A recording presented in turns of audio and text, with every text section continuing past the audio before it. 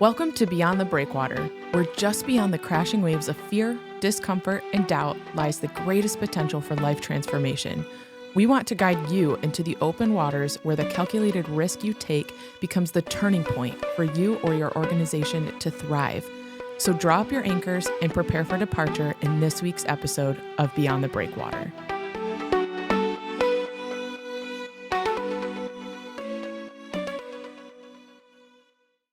Welcome back to another episode of Beyond the Breakwater. I am Lyndsay, and with me is Ed, and we also have a special guest, Andre, here with us again this week. If you did not listen to last week's episode, I would definitely make sure you listen to that. We talk all about Andre. He's from South Africa. He started a facility, a care center for kids who really needed a place in South Africa. It's called Care Village. So we're going to be talking a lot more about that today. I'm really excited about the conversation that we're about to have and just learning more about what it took to get that started, the challenges that you have, what you're seeing challenges now with kids who are getting older and aging out, what your dreams are. So we'll chat all about that. But first, Ed, I want to kind of turn it over to you. We've historically talked on this Beyond the Breakwater podcast about the importance of churches serving their local community. So this conversation seems kind of contrary to what we've talked about in the past. So why is it important that we're having this conversation today? Yeah, great question, Lyndsay. Andre, it's really good to have you. Welcome, first of all. Thank you. So as we've talked, and in fact, we even talked about this today, this whole concept of, at least for our church, when Jesus, right before he went to heaven, he said, "You'll be my witnesses in Jerusalem, Judea, Samaria, and to the ends of the earth." And I know for this is such a perfect time for us because we have done everything we can to serve our community. And you got to see some of those ministries today. And actually for the rest of the afternoon, we're going to be touring around so that you can really see all of them. But then our reach just continues to go further and further. And it just seems to be the right time for us to go across the pond and say, what else is God doing? What is God doing in South Africa? And God seemed, for some reason, to yet be determined what God's plans are, and I'm really excited about it. So I had the chance to go to South Africa. I had a chance to meet you. We know that it was all divinely, it was God's divine appointment. And from there, now it's exciting that that was just a few weeks ago when I was in South Africa, and here you are 3 weeks later, and you're with us on this podcast, which is absolutely amazing to me. Mm-hmm. So just in a word of encouragement to churches that as they're listening to Beyond the Breakwater, serve your communities first before jumping into just international ministry. And I think it's really important for churches to do kind of that same model that Jesus gave to us. So Andre, we're really excited to hear more about Care Village. And so we just wanted to set it up for you. Mm-hmm. And Lyndsay, I'm going to turn it over to you. Why don't you lead our questions? Okay, yeah. So we learned in the last podcast that, Andre, you are an attorney. Still practicing? Yes. Okay. Yes. And then I think there's a story behind that. Does that mean you don't want to be, or you want to be, or you're... Well, one of the things that happened 6 months ago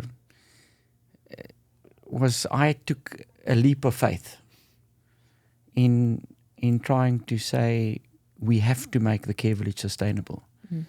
But in order to do that, I will have to spend less time as an attorney. So there have been so many things have happened, but it looks like my end goal is I will still be an attorney. I'll still do the things that I enjoy, but there'll be a lot more focus on this goal of making the Care Village a sustainable, self-sustainable project, self-sustainable entity, which provides a future for children. Great. So we're going to assume that listeners have not listened to the previous podcast. Let's just say everyone here is a first-time listener. So what is the Care Village? The Middelburg Care Village is a child and youth care center where we provide long-term care, residential care for children who are placed there by order of court because they were removed from environments where they were traumatized, neglected, abused, couldn't look after themselves. So Why did you start the Care Village, and when was that? well, sometimes I think because I didn't think. That's don't think, just do. Yeah. So I was involved in an organization of a fundraising event. This was a road relay event where we had at one stage 25,000 participants. And we had always felt that in order why would we raise funds and why would people give us money if they can't see the benefit of it? I know Ed would understand that concept well. And I said we needed to have a visible beneficiary.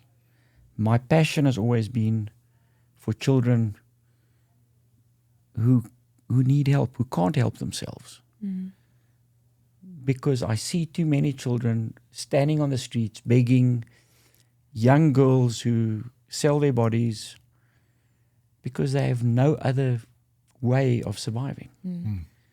Kids who are stealing and getting arrested for shoplifting because they stole to get food.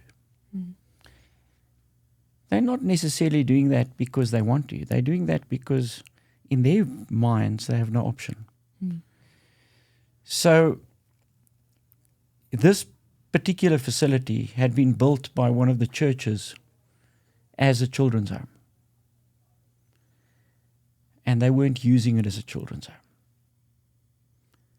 And there were three of us who were involved in this event, and we stopped there, and one of them said, why don't we see if we can't make this happen again? Let's make a children's home. And I said, that's a great idea. And we went to see the church as a delegation. And I asked them, can't we partner? Let's work together. And you own the place. We'll help you put it back together. We'll help raise funds to operate. We'll make it work. And the church said, no chance. Really? How come? Because the organization was Rotary. We were members of the Rotary Club, and they simply said, we're not going to work with a multicultural organization. It was a very conservative church. Be that as it may, they said no. And I remember I got up and was rather disappointed. And I walked to the door and I turned around and I said, don't you want to sell the place? And they said, yes. I said, okay, at what price? They said 6 million rand. At the time, that was about $1 million. Wow. That's a lot of money. It was a lot of money. Rand? Like 6 million rand at that time, 20 years ago, was approximately $1 million. Wow. So I said to them, okay, can I have an option for a year to see if I can raise those funds? Because we didn't have it. Didn't exist. And I started looking for money. So before you go on, so you had a dream to help kids with a child care center. No experience. No. No money. No money. Didn't know what you were doing. Definitely not. It sounds a little familiar. But it didn't. This is sounding very familiar. But you did it anyways. You just decided to do something to do that. You had to do something. Yes. Because you were watching what was going on in kids' lives in the community. Yes, well, you could see it happening. I mean, and it's sad.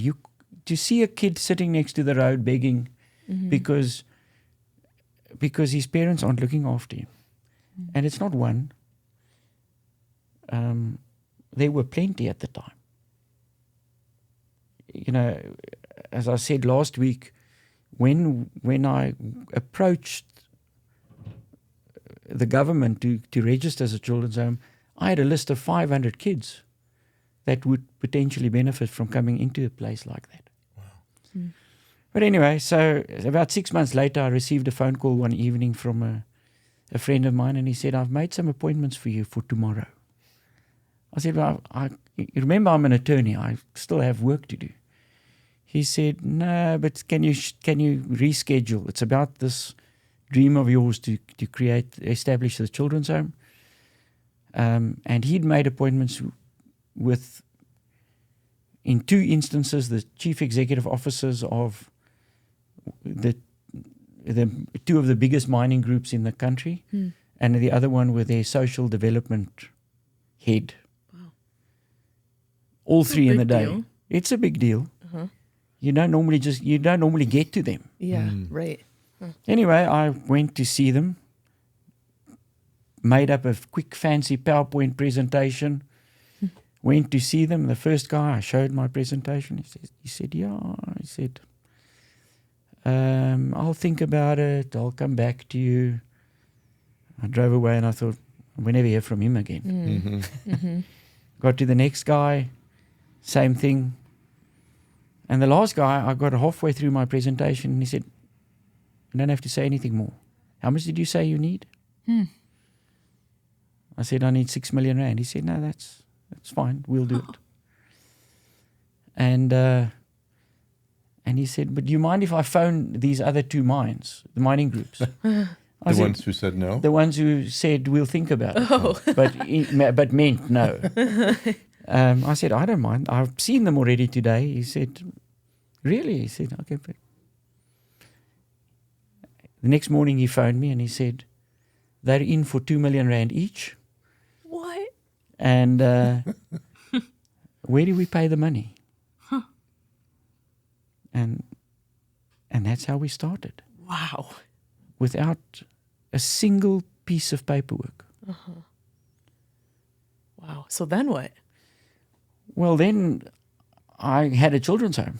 I'm assuming it needed some repairs. Well, Getting the it building needed, ready? yeah, it needed lots of repairs. But then we first had to establish a company to put to register it into and so on.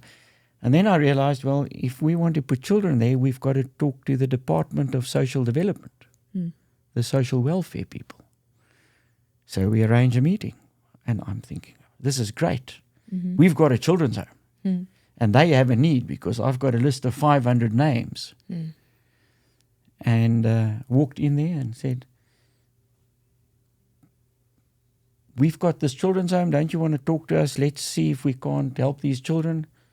And the one lady said, Mr. Brandmuller, what do you know about children and children's homes? Nothing. She said, I'm not going to register you. We're not going to put children with you.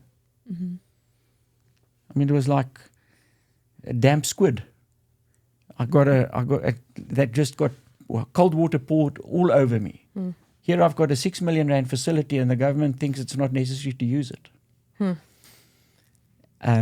Well, then we decided there must be another way. Found out that foster care is a program which we could use. We started with 1 child on a facility that's got, it's about 15 acres big. It's got 10 houses. It's got an administration block. It's got a school hall. It's got everything that you want. Paradise. And we had 1 child who was an orphan. His mom and dad had died in a motor car accident. Within 6 months, we had 28 kids. Wow. In a foster care program. Wow. How long ago was that? That was in 2004. Okay. So, at that stage, I was doing some of the work, but we needed a manager. So one of my friends arrives, he says, I want to introduce you to this lady. And we had no money. We didn't have money to pay for salaries. I said, okay, what does she do? No, she can look after the children's home for you. I said, how are we going to pay her? No, you don't have to pay her. She's a USP school volunteer. They Wow. they're paying her. Wow. And that's just, some of the things that happened. Mm-hmm. And we started. And 3 years later, we had about 35 children in our foster care program. The government came to me and said, can we please register you because we would like to place children in your care. Wow. And that's... Wow. So in the course of 20 years, how many kids do you think you've had through the care village? Probably about 400. Wow. That's a lot of impact on a lot of kids' lives. Yeah. Probably about 400, yeah. So how did you got the money from the coal mining industry to buy the building, but you surely needed more money beyond that to support the kids. Where did that funding come from? Well, that came from community. It came from charitable organizations that thought it was a good idea. There were times that we got big donations from those mining groups. I remember one day this lady, Elizabeth Chester, phoned me and she said, the bank's empty. There's no food. We can't pay for water and lights. What now? And I phoned my friend at the mine that said, I'll help you. And I said, can you help us with something? And they transferred almost R1 million Wow. into our bank account. And it got us over that hump. And we never really looked back. You had to have seen a lot of miracles over the last 20 Well, that's the point. years. Those sort of things to me just proved that miracles still happen every day. And we see it every day at the care village. It's interesting with that story because I think I can relate in the things that we've done that you get down to, we have no money, we're out. It seems like God brings us to a place of, do you trust me? I asked you to do this, do you trust me? Until we're broke. Yeah. And it almost seems like God brings us to that point so that he can step in and say, good, now it's mine. Yeah. You've tried it, to do everything you can. And so I've watched it, but I think that's a frightening place for churches to be. It's like you go out beyond the breakwater and you're flat broke. And you're like, how are we going to continue this? And God seems to open up a door. Well, I can tell you it's quite frightening as a care village and you're looking after children. Yes. To be concerned as to whether you're going to have enough food or money for food to provide for these children. That's a whole nother level. It's it's scary. Yeah, I bet. So what's the last 20 years been like? Have you had extra money? Is every month a battle? Every month is a battle. Okay, you told us last time, but can you just review with us, like for every child that you get that the government is supporting, how much is the survival cost for that child, and how much are you being reimbursed for that for each child? Right. In terms of rand value, survival cost is about, let's call it 8,000 rand per month per child. Okay. Now, 8,000 rand per month per child is about $400 per month per child at the moment. So survival is about $400 per child just to pay the bills. That's just to pay the Put food on bills. the table, That's pay the it. bills. That's it. Okay. The government gives us half that. So 4,000 rand? 4,000 rand, $200, give or take. So every month there's a shortfall of $200 Per child. 100 times. Times 108 kids. Yeah. That's a lot. Yes. That's a lot for you to carry of like, there's a lot on your shoulders to provide for these kids.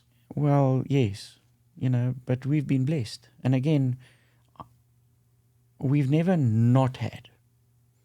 We've made every month. Sometimes we've made the month a bit late, but we've made every month.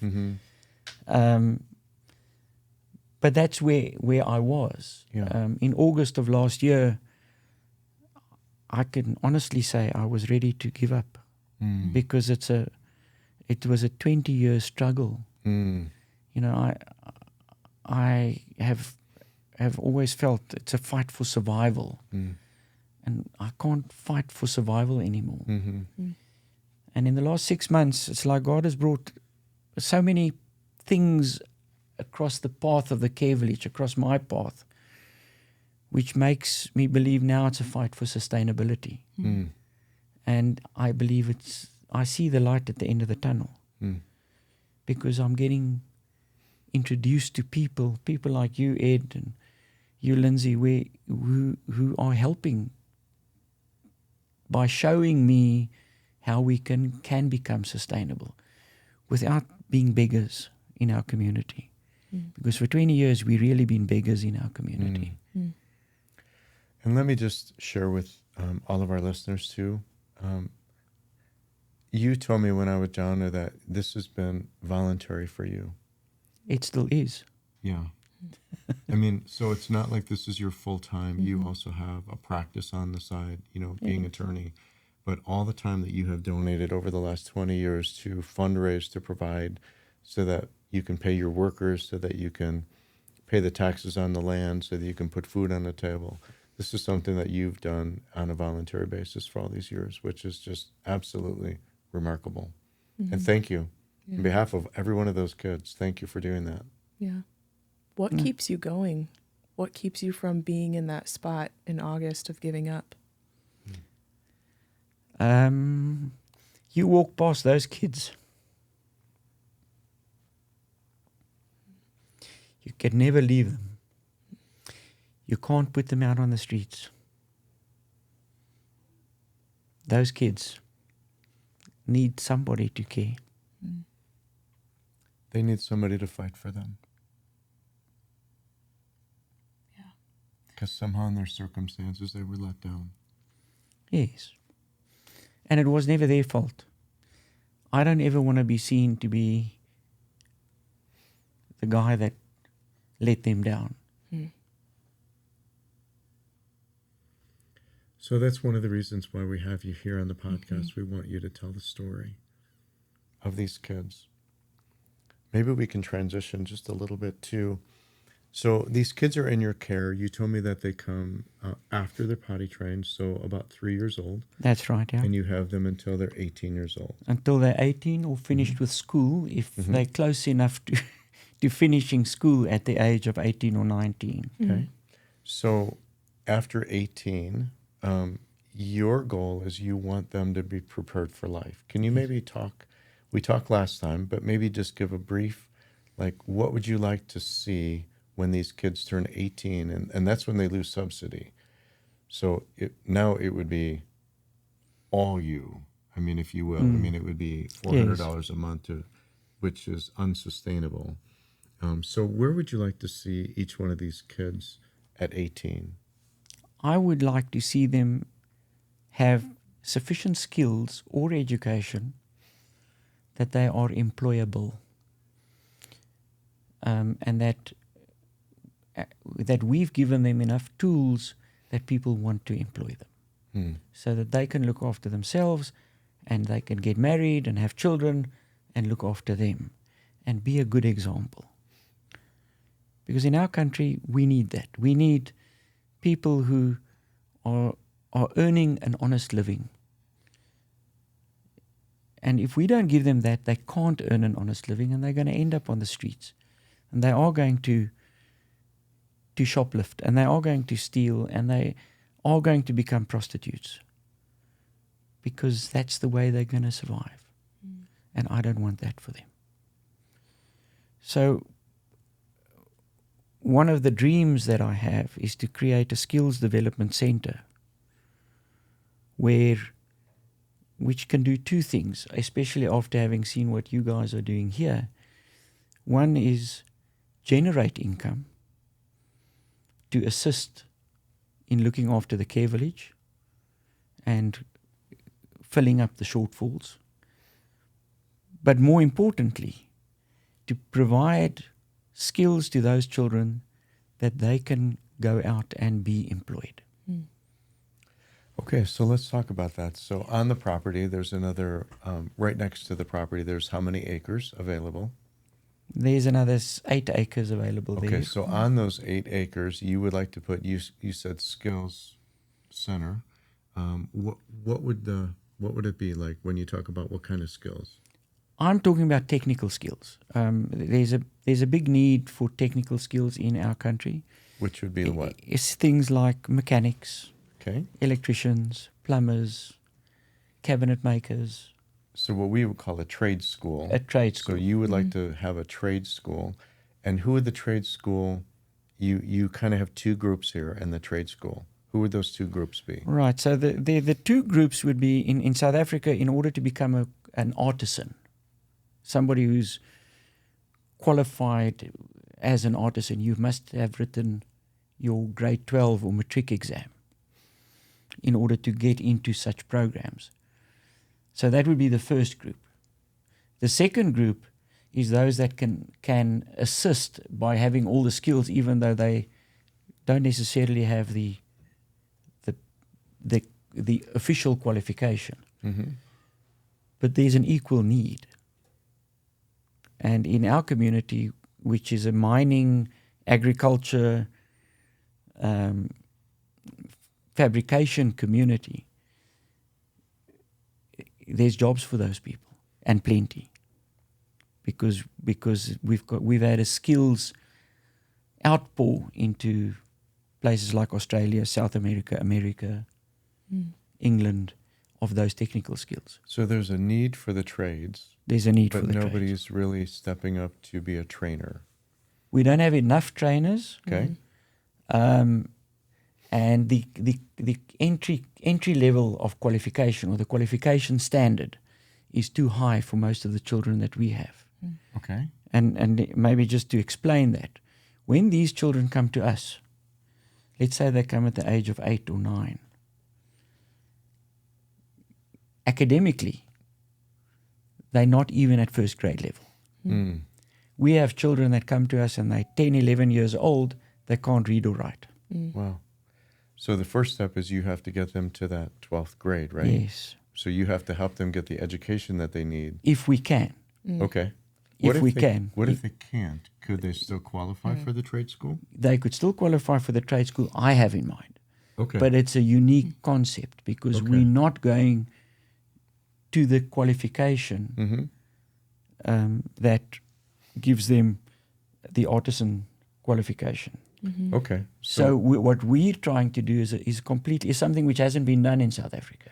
Okay, so you would create That's a trade exciting. school Yes, where people would pay for it yes, to get the trade. yes, So in our garage model, which we've talked a little bit about, those would be the customers, that they're full paying customers, and they're going to pay for the running of the trade school. yes. So then you would piggyback on that. By creating opportunity and skills for kids who academically won't meet the requirements. So kids in Care Village would then be able to go there and they would be able to get the training that they normally wouldn't qualify for. Yes, But now they could get the training and the skills so that they could provide for themselves for the rest of their life. yes, So you're equipping kids who don't have a chance, may not have a chance, now have a chance. that's the idea. So And- this would help them to provide for their families so that they could get married, so that they could have a trade. Yes. So It's an amazing model. that's what I want to do. So it's no different from your model in terms of the garage, in my view. But it's something that hasn't been done before. So I'm already talking to people who are in the business of trade schools to say to them, you're now going to have to guide me so that we can create some form of qualification for these children so that it's whatever you're doing for them is a pre-qualification to get the formal qualifications. So if I'm a listener and I'm like, this is an incredible opportunity, like if they came in about 6 acres of land, that land would always be there. So it would be a gift of land Yes, whereby you could build a facility on. yes, And let's say somebody else came along and said, I'd like to build that facility because it would be self-sustaining. Not only would it provide help for I mean, you told us last time there's 60% unemployment, 45 official, but 65% unemployment. At that age group level, yes. Yes. And so now they would have a place where they would get the skills. It'd be self-sustaining. And whoever invested in it, whatever investment they gave, would not be consumed. It would actually be multiplied. Well, that would be the idea. And the impact would be it would change a lot of kids' lives who don't normally would have a chance. Now they have a chance to provide for themselves. Yes. That's an incredible opportunity for somebody.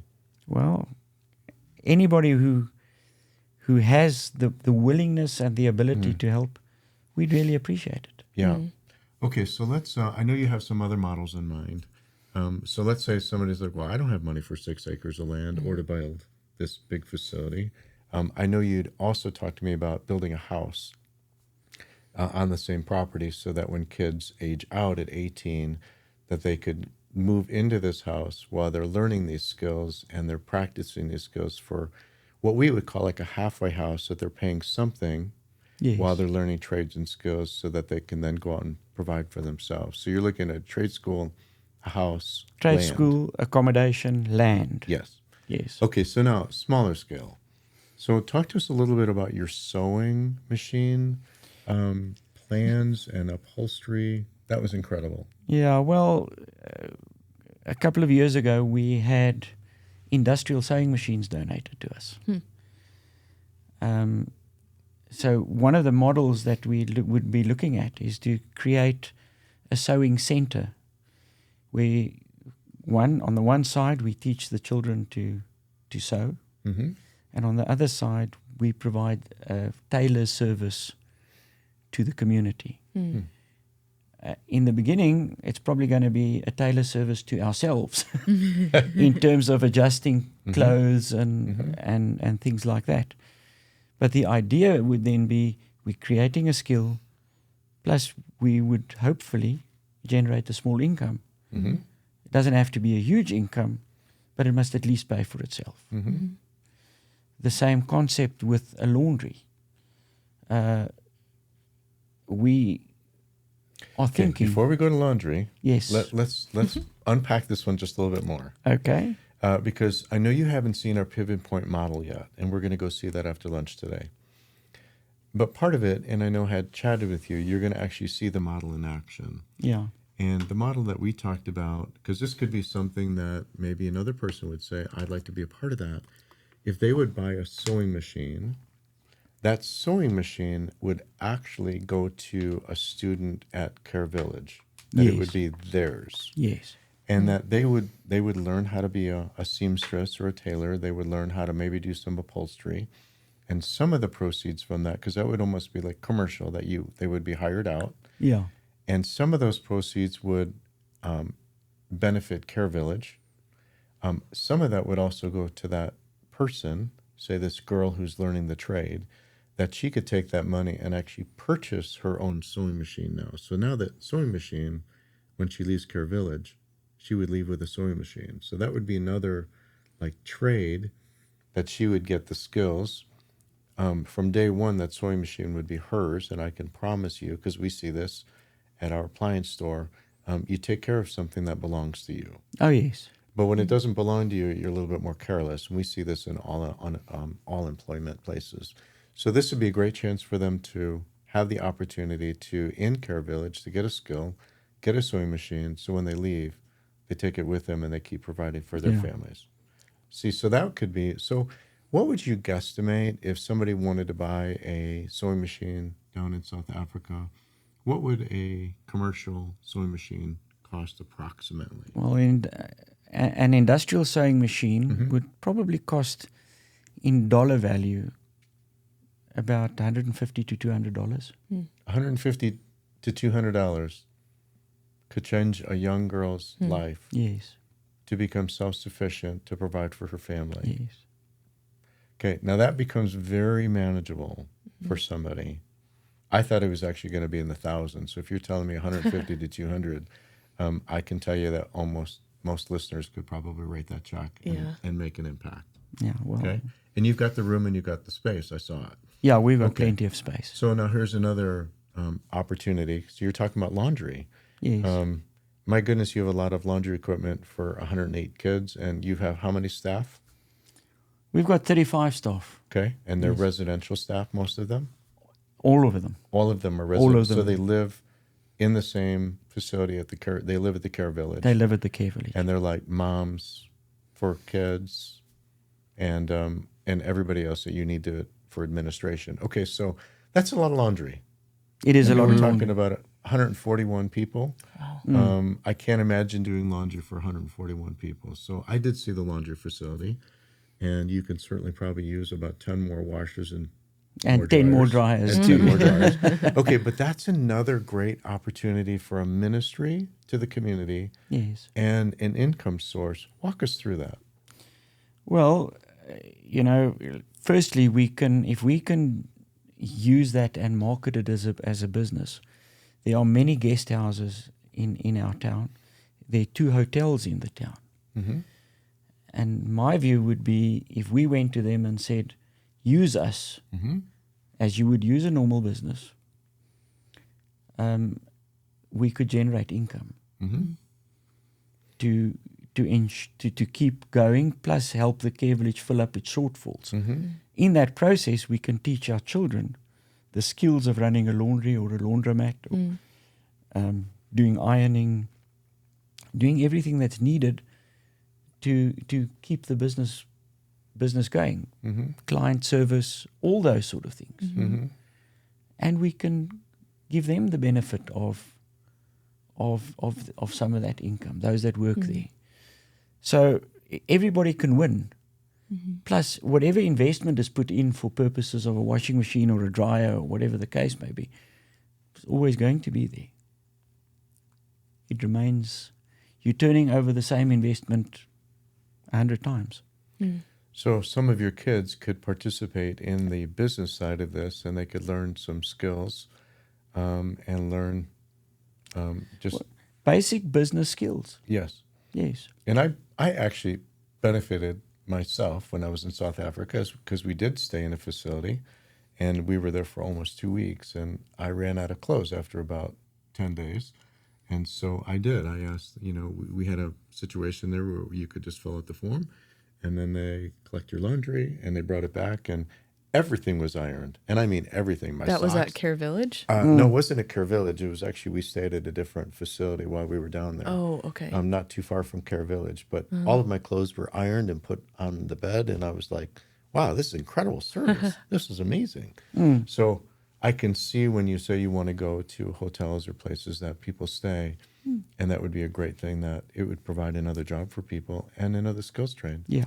So what would a washer or a dryer cost approximately? I think a big industrial dryer would probably cost about $300. Okay. Maybe $400. And the dryers are cheaper. So somebody could invest $400. Yes.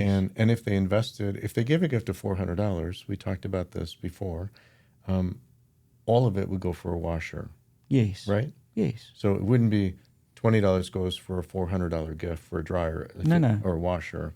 The whole gift would go for a washer. So somebody could write a $400 check, and you'd have another washer. Yes. Wow, it's another great opportunity. Yeah. Okay, let's take it even smaller.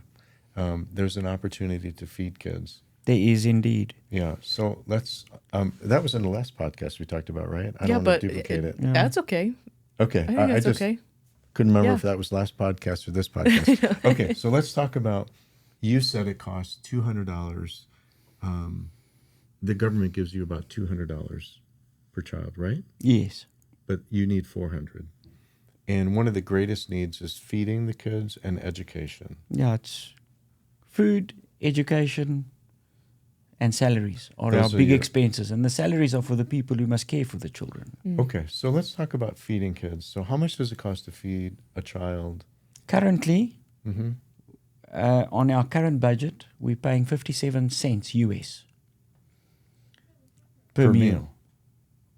So wow, But it's $1.71. unfortunate. Yeah, it's not. And then we're giving them just enough. It's really not the best food that we can do. Mm-hmm. we believe that for $3 a day, we can really feed these kids properly. Wow. So for $90 a day, $90 a month, sorry, we could do really well for these kids.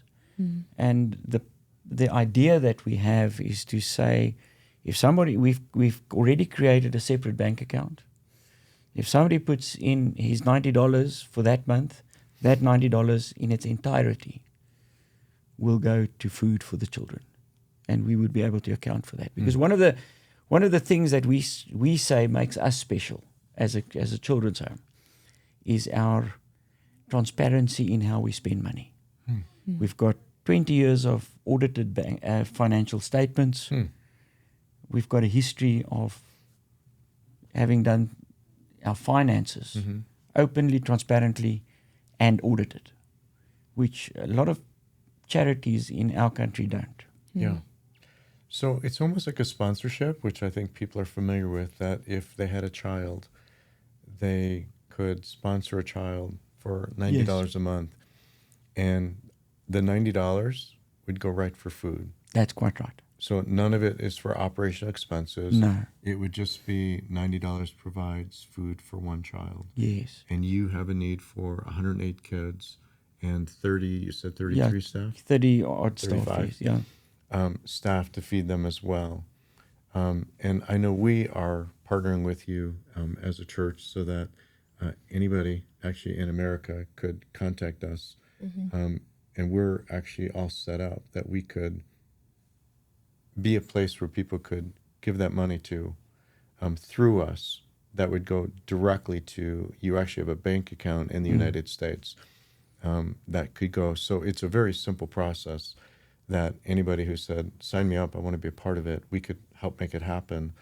And that would provide great food for your kids. Yeah, no, you see, and that's one of the other blessings and miracle is how we met each other 3 weeks ago, and we're already here. Yeah.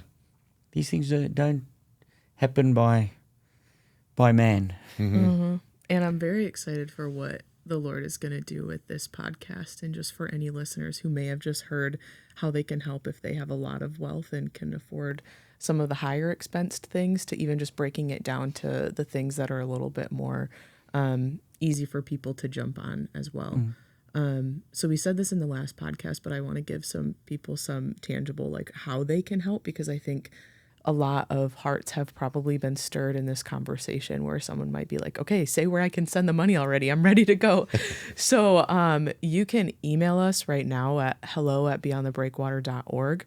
I think we'll probably have some more concrete ways of having that fund. You said that it is actually set up, so we can direct you to that. We'll probably release some stuff on the website of some ways that people can tangibly be directed to give to that fund.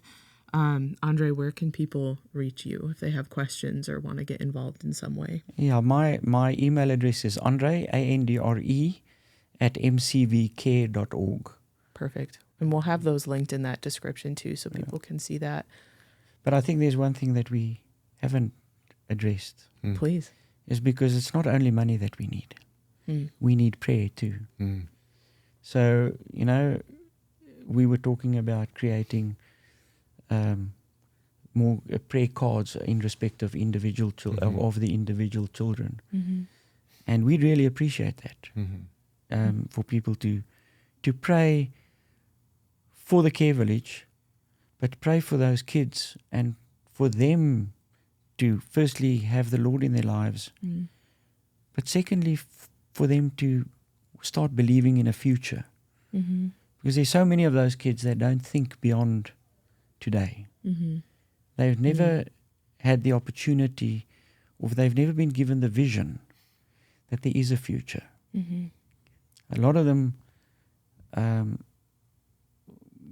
don't consider the possibility of a future.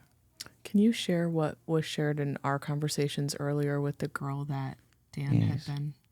Yeah, so there's a girl who's 20 years old, highly intelligent. She comes out of the care village, and she didn't think about a future because she didn't know that she would live to be 20.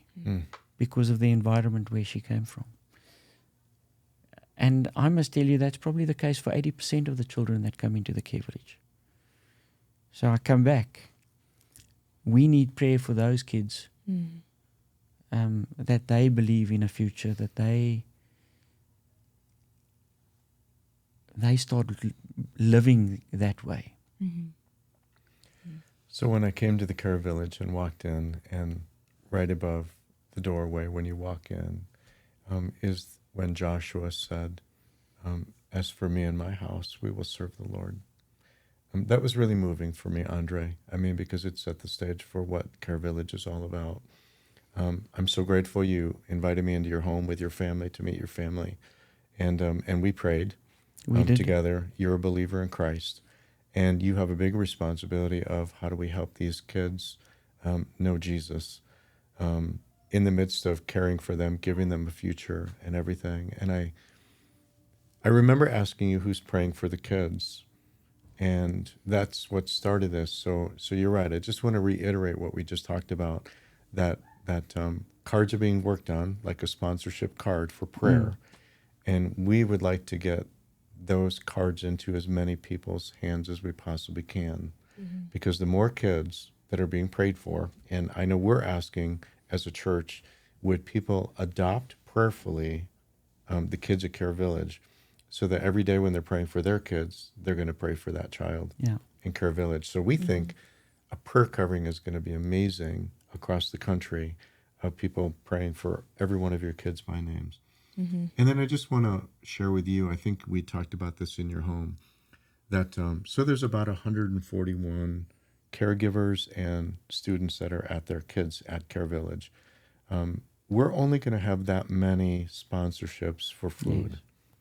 That'll be capped. That'll be capped, because otherwise I can't buy more food than what we need. Yes. Yes. But I think there might be room for somebody to say, but can I give a gift of $100 so you can go buy ice cream for the kids? That would be just a real treat for people to do too. That would be. But we just want to be really honest with anybody who says, I want to make sure that, you're not gaining, or you're not getting collecting food for 300 when there's only 141. So we're going to cap it to each child, each care worker. Yes. And then if anybody wants to give a gift over and above that, then that can be applied for education or operations or salaries or other needs that you have. But we want to make sure that every one of your kids nutritionally has the best. Yeah. No, that's exactly the discussion that you and I had. And I don't ever want it to be said that we abused the kindness of people. So yes, we will limit it to that, because it's also special that somebody knows that he's giving to a particular kid or for a particular kid. Yeah. And then the nice thing is that we'll have those documents from you that back up where the money was spent, so that everybody would know the accountability there. Yeah. And then you also did invite, like, if somebody would like to be a part of coming down to Care Village. Yeah. Look, I think it's all good and well for us to sit here in Michigan and talk about a place like the Care Village. You got to most people really benefit from seeing, touching, and feeling. And walking into the Care Village is it's a really special experience. It is. And I'd like to invite you, if you want to bring a group of people to come and spend time with the children at the Care Village. You will have an impact on their lives, and they will have an impact on yours. They sure did on mine, just in the short time I was there. So anybody who's thinking about this, I know we're planning a trip, hopefully for the fall, for the first trip that will bring some people down. But tradespeople, as I walked around the property, lots of maintenance to be done. We can use plumbers and electricians. We can use people that like to paint, or carpenters to redo cabinets, or take a tile off and replace a tile that's been broken, or people to replace glass. There's some serious plumbing, supply feeds that need to be done. So there's lots of work to be done there. There is lots of work to be done. And there's a lot of room for people that just want to come down and be with the kids as well. Yes. So, and social workers, would they be invited? They would be. I think they would find it incredibly challenging because they would be there for too short a period to make a meaningful impact.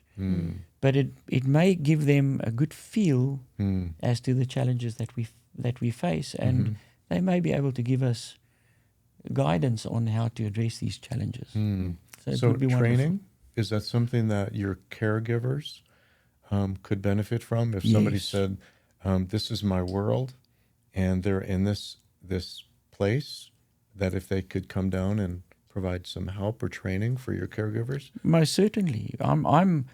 I believe that we must always be open to opportunities of training, because our caregivers, because we pay such low salaries, we don't have highly qualified people. And the best way for them to be taught is by somebody who's got experience.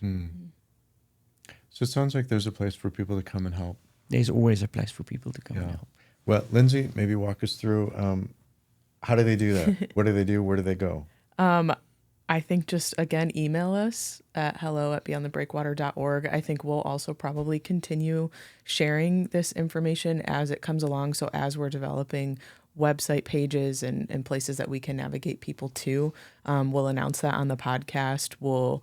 Unfortunately, you have a round trip ticket back home and you didn't just book a one-way, but the work still has to be done in South Africa. So we'll still be hearing from you on a regular basis, I'm sure, so we can update the listeners with what's going on in your world.